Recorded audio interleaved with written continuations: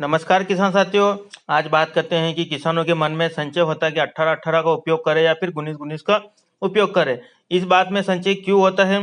तो सर्वप्रथम बात करते हैं कि अभी फसल की जो अवस्था है वो काफ़ी छोटी अवस्था है। 18 दिन या फिर 20 दिन या फिर किसी के 25 दिन या फिर 1 महीने के आसपास है। तो अभी हम कौन से खादों को उपयोग कर सकते? किसान साथियों, खादों की भी उपयोग करने का समय होता है।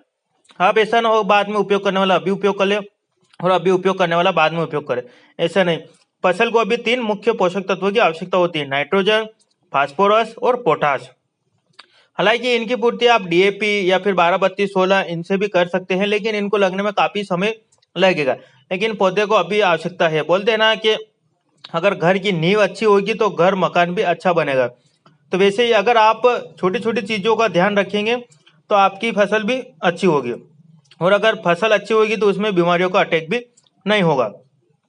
और अगर बीमारियों का अटैक नहीं होगा तो आपको उत्पादन भी काफ़ी अच्छा देखने को मिलेगा। तो अभी 3 पोषक तत्वों में हम नाइट्रोजन, फास्फोरस, पोटाश के लिए हम क्या उपयोग कर सकते हैं? 18-18 उपयोग करें या फिर 19-19 उपयोग करें।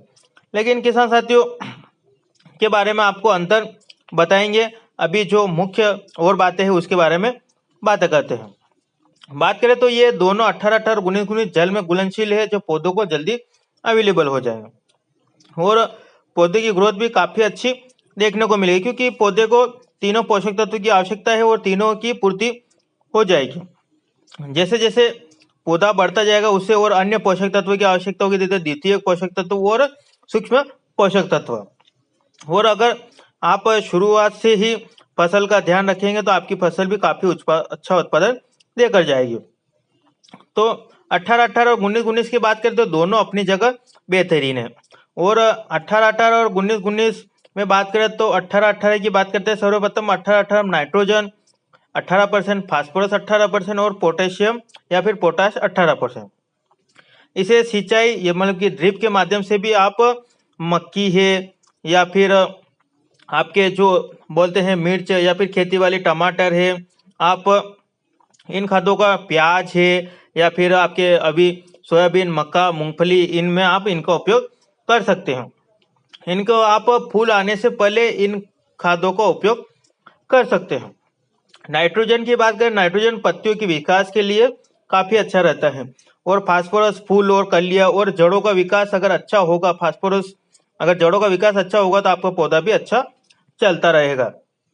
और पोटाश की बात करें, पोटाश जो पौधे को स्वास्थ्य को बनाए रखता है। मतलब कि जो बात करें जो पौधे में अभी जो मौसम का भी अधिक बरसात हो जाए या फिर कुछ दिनों तक बरसात न हो तो उसे तनाव से मुक्त करने के लिए, तो बोलते हैं कि तनाव से मुक्त करने के लिए आप पोटाश का उपयोग करेंगे तो पोटाश आपके पौधे को स्वस्थ लंबे समय तक रखेगा। और इसकी डोज की बात करें तो 2 ग्राम प्रति लीटर के हिसाब से या फिर 800 से 1 किलोग्राम आप प्रति एकड़ के हिसाब से आप स्प्रे कर सकते हैं। 1 एकड़ मतलब 40 आरी। इसके अलावा बात करें तो 19-19 के बारे में, तो 19-19 इसमें भी सेम ही है। 19% नाइट्रोजन है, 19% फास्फोरस है, 19% पोटाश होता है। इसमें भी तीनों ही मुख्य पोषक तत्व है। इसकी भी डोज की बात करें तो 800 से 1 किलोग्राम आप प्रति एकड़ के हिसाब से इसका भी डोज रख सकते हैं। बस बात करें तो इन्हें घोलने में आप ऐसा ना हो कि 2-4 लीटर पानी ले ले और उसमें घोले 1 किलोग्राम या फिर 2-3। किसान मित्र क्या सोचता है कि एक बाल्टी ले लेता है और उसमें 3-4 किलो ही मिक्स करके घोलने की कोशिश करता है, लेकिन वो घुलते नहीं, क्योंकि उनको अतिरिक्त पानी की आवश्यकता होती है। अगर आप एक बाल्टी में घोलेंगे और उसमें अगर और पानी बढ़ाते जाएंगे तो अब भी नहीं, वो कम ही घुलेगा। तो आपको सही तरीके से घोलने के लिए आप एक बाल्टी लीजिए, उसमें 1 किलो लिए और उसमें 4-5 लीटर पानी ले लीजिए, फिर घोलिए।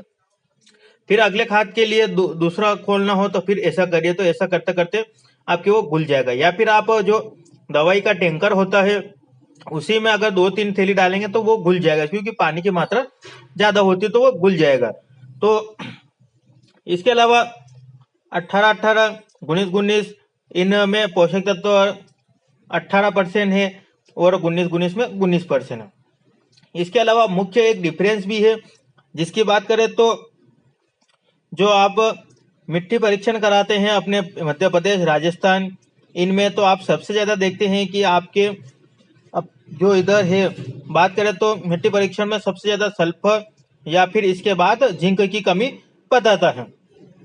तो बात करें तो अभी हम मूंगफली, सोयाबीन या फिर ऐसी फसलें का जो तिलहनी फसल है जिसमें तेल की मात्रा ज्यादा होती है। जो तिलहनी फसल होती है उनमें तेल की मात्रा ज्यादा होती है, तो उन्हें सल्फर की आवश्यकता भी अधिक होती है।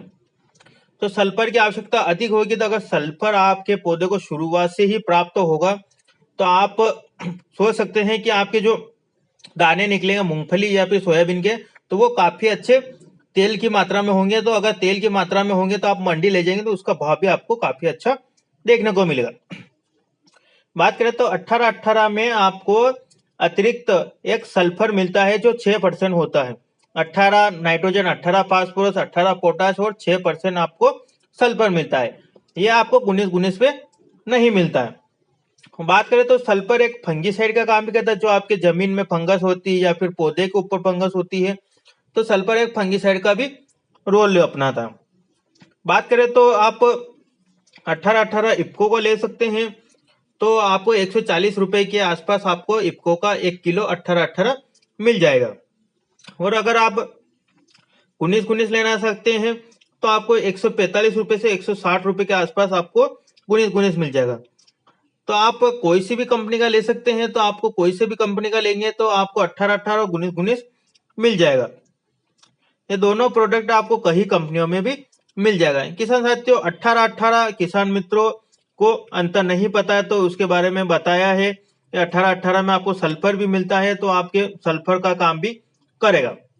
तो इसलिए आप 18-18 का अभी शुरुआती अवस्था में 18-18 का उपयोग करेंगे तो आपको काफी अच्छा रिजल्ट भी देखने को मिलेगा। किसान मित्रों, कैसी लगी जानकारी हमें अवश्य बताई है। ऐसी जानकारी हम आपको नेक्स्ट वीडियो में मिलते हैं। तब तक के लिए जय जवान जय किसान, धन्यवाद।